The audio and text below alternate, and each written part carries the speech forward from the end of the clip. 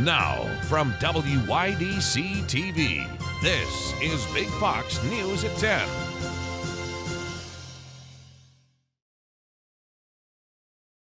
Good evening, I'm Anna Manuel. A court has denied an appeal by the Elmira School District in a student rape case. The appeal was requesting that 2 prior rapes of a disabled student on campus grounds should not be considered in the negligence case. The appeal was made by the school because the first 2 rapes were not reported in a timely manner to give the school enough time to react. A several months-long investigation led to 3 arrests on drug charges. The New York State Police and Elmira Police conducted a drug bust, leading to the arrest of 3 Schuyler County men. Robert Bump, Michael Barsavage, and Donald Vertosk were arrested and charged after police say they found 32 grams of meth, packaging materials, and scales. All 3 men were taken to Schuyler County Jail and are awaiting court appearances. Police departments from all over the Southern Tier are warning about a new scam. This text message scam offers first responder-themed sweatshirts. The message claims to be from a sheriff or fire department in your area and provides a link to the clothing. Some departments that have issued warnings about this scam are the Schuyler County Sheriff's Office, the Hornell, Waverly, and Painted Post Police Departments, and the Bath Volunteer Fire Department. If you receive one of these messages, do not click the link and report it to your local police department. What do Halloween and Thomas Edison have in common? Well, our Maggie Hall has more on the Days of Incandescence and the events surrounding them this weekend. The Days of Incandescence and Halloween are upon the Southern Tier. So let's talk about the Days of Incandescence, what they mean on our community's history, and how you can be a part of the celebrations this weekend. The Days of Incandescence ties together the city's history with community Halloween events. But we did find the history with a little mystery in there. Explore Steuben and the Gaffer District created the Days of Incandescence to celebrate the creation of the incandescent light bulb by a Corning Gaffer shop boy for Thomas Edison. That there was actually a shop boy who kind of just playfully swung his pipe, blew a bubble, and the representative said, "That's what we need." So it wasn't the master glass blower, it was a boy. We thought that was very intriguing. The Days of Incandescence had guided costumed actor tours that are now sold out. It is thrilling, and it's really wonderful to see people light up when they hear the history of their town. And my goal, of course, is people who are visiting, it's wonderful for them to engage and learn and experience our town on a richer level. But don't worry, you didn't miss out on the Days of Incandescence events. There are many more events happening this weekend. Tomorrow, Saturday, from 12 o'clock until 4 o'clock at Heritage Village of the Southern Finger Lakes, which is over on Pulteney Street, historic complex of buildings. There's going to be an All Hallows event. We're here on Market Street from 1 o'clock till 5 o'clock. There'll be horse and wagon rides if people want to actually kind of transport themselves in time a little bit. And then behind us here, Riverfront Park, from 4 o'clock till 8 o'clock, will be the Days of Incandescence celebration. This celebration will be lit with incandescent Edison light bulbs and even a fire juggler right here in the park. For more on the Days of Incandescence and some of the Halloween events that are a part of it, visit daysofincandescence.com. Maggie Hall, Big Fox News, Corning. Now to the midterms, and all eyes are on Georgia again as there's a hotly contested race, and the Democrats are bringing out the big names to help get voters to the polls. Lauren Blanchard reports. Former President Obama will put his party popularity to the test as he headlines a Friday rally for Democratic Senator Raphael Warnock and gubernatorial candidate Stacey Abrams in Atlanta, Georgia. Both parties need to keep all of their Senate seats plus some in order to firmly control that chamber. On Thursday, the current Senate leader Chuck Schumer was caught on a hot mic discussing concerns with President Biden. The stakeholder will see it's hard to believe that they will vote for Bush. Georgia's Secretary of State announced more than 1 million have voted early. Friday marks the deadline to request a mail-in ballot in that state. But our vote, our early turnout in Georgia is huge. The hot mic conversation also giving some insight on where party leaders see the Pennsylvania Senate race. Well, it looks like the debate didn't hurt us too much in Pennsylvania. During Tuesday night's debate between Democrat Lieutenant Governor John Fetterman and Republican Dr. Mehmet Oz, Fetterman struggled with his speech as he continues to recover from a stroke earlier this year. But he's getting some big-name help, too. President Biden and Vice President Harris will be in Philadelphia Friday. It's not going to help John Fetterman to have folks visiting who right now aren't making the country better, and people in Pennsylvania know that. On Saturday, President Biden will vote early in Delaware with his granddaughter. In Washington, Lauren Blanchard, Fox News. President Biden traveled to Syracuse on Thursday to discuss a plan to build a semiconductor plant in the area. Micron Technology says it will construct a $100 billion semiconductor plant in the nearby town of Clay. While the U.S. plays a major role in computer chip design, most of the chip manufacturing is carried out in Asia. The president spoke about Micron Technology's plans during a visit to Onondaga Community College. Today's announcement is the latest example of my economic plan at work. I've said from the beginning that my objective is to build an economy from the bottom up and the middle out. An economy that rewards work, not just wealth. An economy that works for everyone. So the poor have a ladder up, the middle class can do better, and when that happens, the wealthy do very well. The president was in good spirits following a positive new report on the gross domestic product. Hospitalizations continue across the country as the respiratory virus RSV spreads at its highest rate in 25 years. This prompting fears of a tripledemic. Dave Anthony reports from New York. The respiratory virus, known as RSV, is still spreading quickly across the country, with healthcare providers in nearly every state reporting major spikes. It's mostly targeting younger people, and hospitalizations are skyrocketing. More than 75% of pediatric hospital beds in the U.S. are now full. And while some doctors say the trends will only get worse as winter approaches, federal health officials claim the virus can be controlled if people return to mitigation efforts like hand washing and social distancing. We are in control.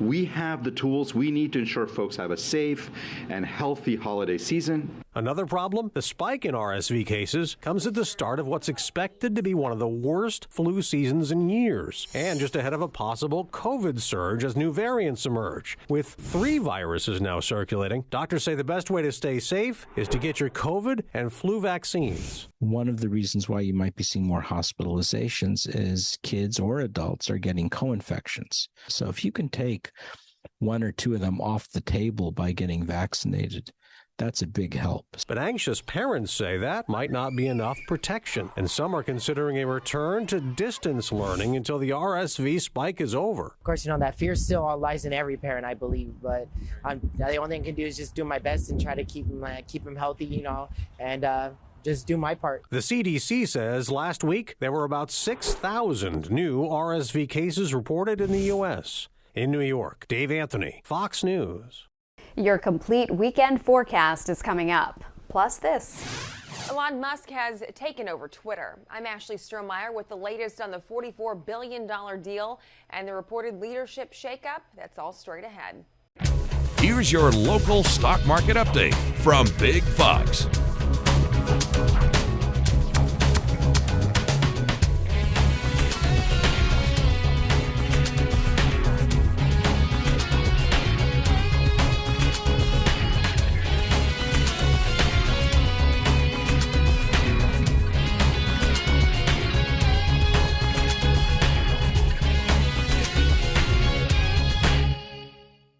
Now, your Twin Tiers forecast from Big Fox.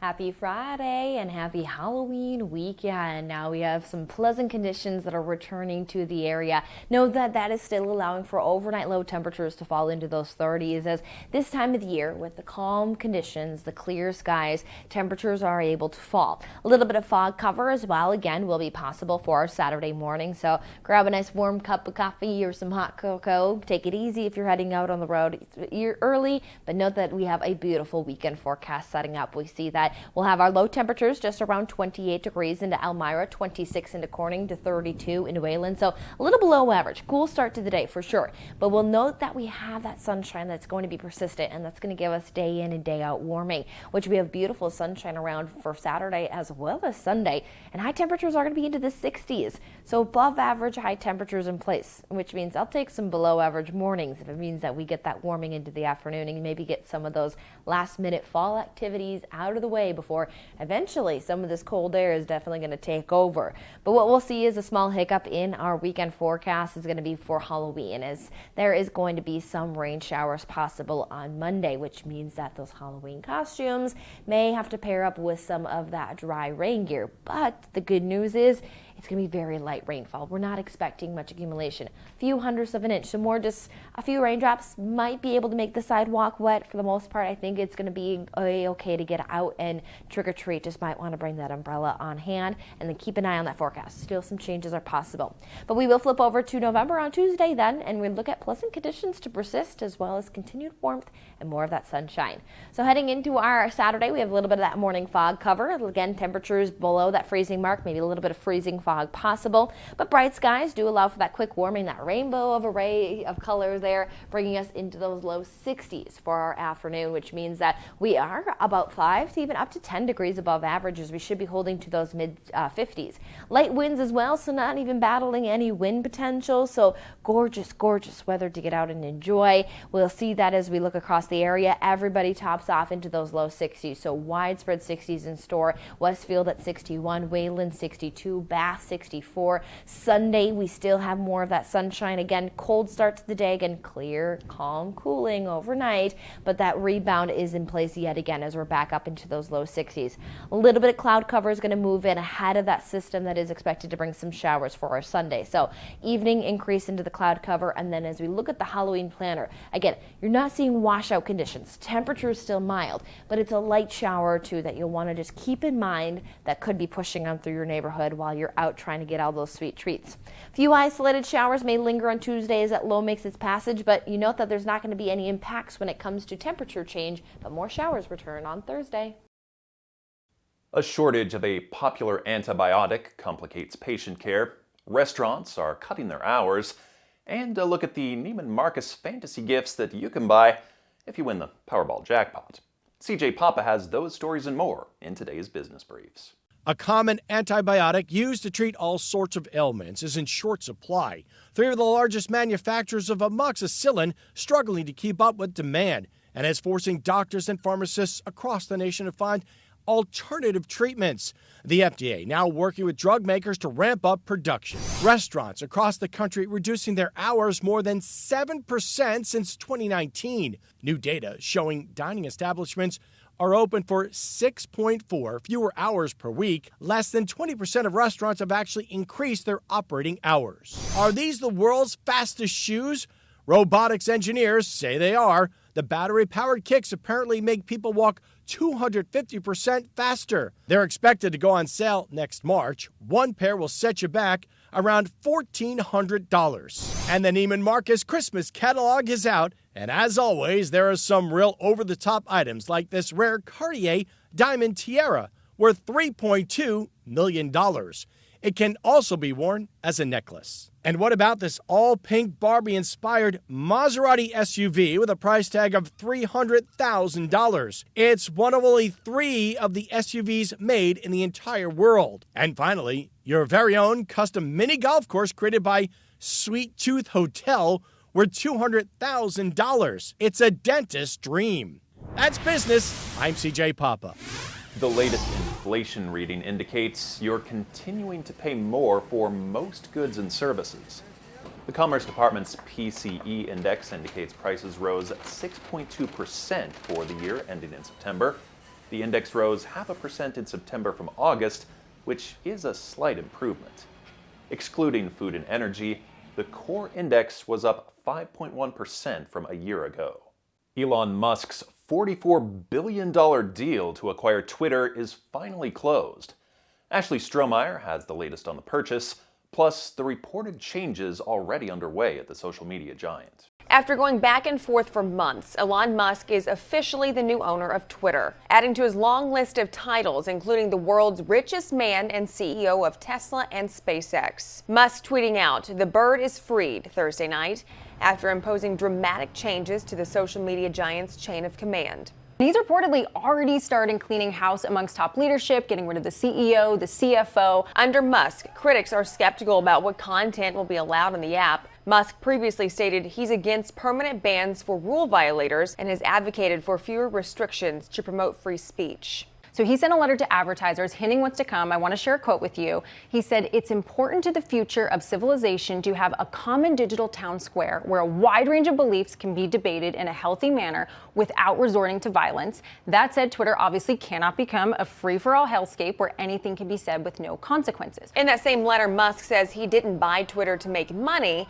Instead, he did it to, quote, "try to help humanity." Some users are waiting to see how Twitter may continue changing before deciding whether to give up the app. If people exit, it'll be en masse. It will not be a small trickle. So it's up to him, really. But everything he's shown, his personality on Twitter is, if he acts like that as the owner of Twitter, then it's going to be the downfall. Musk, meanwhile, is also reportedly walking back previous claims that he'll fire 75% of Twitter's staff. Ashley Strohmeyer, Fox News.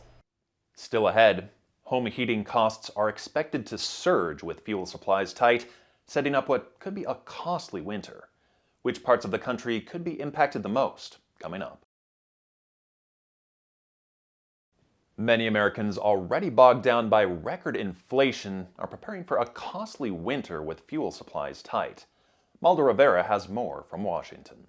There are more energy shortages fueling fears throughout the country. Diesel supply is dwindling. The U.S. only has a little more than 20 days' worth in its reserve, its lowest level since 2008, according to the Energy Information Administration. This is dangerously low. Diesel is used as fuel for trucks, trains, and ships, so constraints could raise the price of goods. But homeowners are also wary. With winter quickly approaching, heating oil is expected to be in high demand, and supplies are already tight. I think we're going to see, possible spot shortages in some places or prices that are ridiculously high. The pain will be particularly high in the Northeast, where people use heating oil more than anywhere else in the country. EIA data shows the average price for heating oil is about $5.70 a gallon, a little more than 60% compared to the same time last year. If the winter gets really harsh, I don't know how we're going to do it. Maybe I have to go on a payment plan. The White House says it's closely monitoring diesel inventory levels. Still, some political experts say it's another problem Democrats could contend with ahead of the midterms. Energy prices actually could be an issue in these final weeks that could prove to be pivotal, but for Republicans' advantage. The White House says it has reached out to state leaders along the East Coast about emergency contingency plans, but it's also urging the energy industry to build up reserves. In Washington, Malda Rivera, Fox News. Americans were making more, but also spending more in September. Personal incomes rose 0.4%. That's 0.1% above the estimate. But spending was up 0.6%, more than the estimate of 0.4%. The Labor Department's Employment Cost Index shows worker pay and benefits rose 5% in the summer quarter. That's down slightly from the spring. There's another sign of a weakening housing market. Pending home sales slumped last month, down 10.2%. This is the fourth month of declines as mortgage interest rates move higher and would-be homebuyers pull back. A blood pressure medication is being recalled due to potential cancer risks. The recall affects 2 lots of quinapril and hydrochlorothiazide. The medication is used to treat lower blood pressure and hypertension. It contains nitrosamine. Low levels of that are found in water and some foods, like dairy products, but when exposed to high levels, the FDA says it might increase the risk of cancer. The recalled medication has an expiration date of January 2023. Going on a low-carbohydrate diet may help reduce some diabetes risk, even for those not taking medications. A new Tulane University public health study says switching to a low-carb diet can help people who do not take diabetes medications, as well as those who are in pre-diabetes stages. Low-carb dieters showed drops in hemoglobin A1C, a marker for blood sugar levels, in comparison to those who ate a standard diet. Researchers say low-carb diets might be useful for type 2 diabetes treatments, though more research is needed. Some 37 million Americans have diabetes. Stay with us. We'll have more right after this. We want to leave you with a smile. Are you looking for the perfect sneaker for your horse? One company is here to help you out. A Kentucky company called Horse Kicks is billing itself as the world's first online custom sneaker retailer exclusively for your horse. The company is offering horse versions of popular sneakers, such as Yeezys and Air Jordans. The price tag around $1,200 per shoe. I'm Scott Beadle. Thank you for watching.